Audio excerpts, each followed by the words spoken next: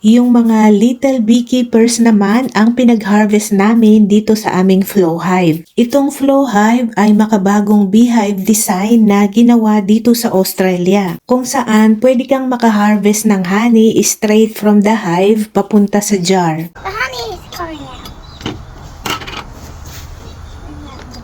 Hindi mo na kailangang buksan itong hive para mag-harvest, kaya yung mga bees ay kalmado, kaya ito ay very kids friendly. Hindi mo na rin kailangan ng mga harvesting equipment para i-drain ang honey dahil nag-auto flow na ito from the hive. Itong kanyang honey frames ay na-design para sa auto flow honey harvest. Ito yung front area ng beehive, dito ang entrance exit ng mga bees. 6 PM summertime dito sa Australia, kaya nag-uwian na yung mga forager bees. Itong activity na ginagawa ng mga bees ngayon ay tinatawag na bearding. Nagka-cluster sila dito sa labas ng hive, mostly dito sa kanilang landing board para ma-regulate yung temperature doon sa loob ng hive. Dahil sobrang init ngayon dito sa Australia at normal nilang ginagawa yon tuwing summer dito sa amin.